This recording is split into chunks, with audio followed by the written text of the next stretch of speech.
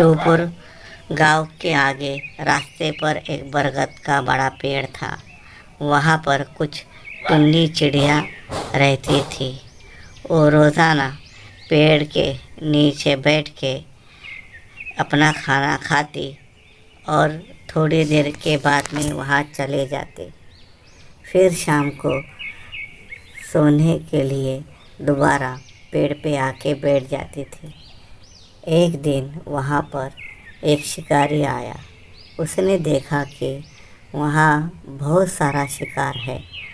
वहाँ टुन्नी चिड़िया जैसी अच्छी बहुत ही महंगी मिलती थी।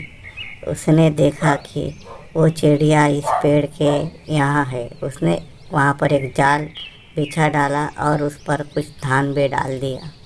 धान डालने के बाद में शिकारी आगे जाकर एक पेड़ के पीछे छुप गया। थोड़ी ही देर के बाद में वहाँ पर कुछ टुन्नी चिड़िया आई और वो अपने रोज़ की तरह उस पेड़ के ऊपर जाकर बैठ गई और आपस में बातें करने लगी। फिर उसमें से एक चिड़िया ने देखा कि अरे नीचे तो बहुत सारा अच्छा धान गिरा है।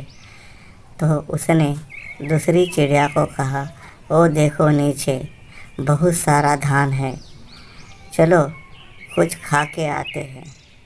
तो उसमें से एक चिड़िया ने कहा, नहीं नहीं रुको, सरदार को आने दो, उसके बाद जाएंगे, सब हम साथ में खाना खाएंगे। तभी सामने से उनका सरदार आता है।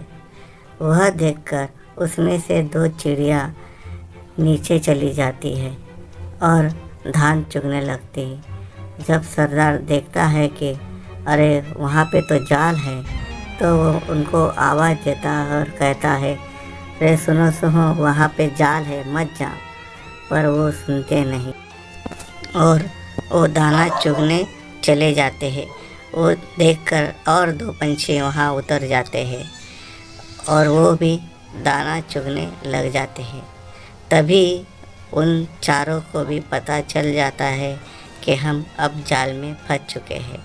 वह देखकर उनका सरदार नीचे आता है और उनको कहता है, देखो अभी बचने का कोई उपाय नहीं है।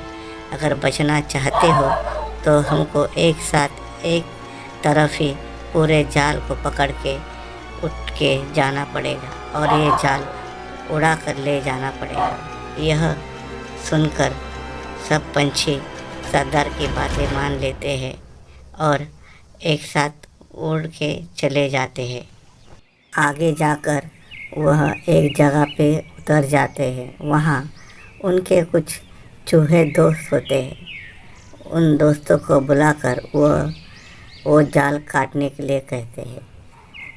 फिर चूहा आकर वो जाल काट देता है।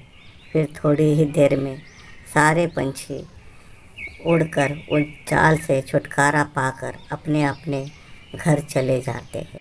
सबक, कभी भी लालच मत करना।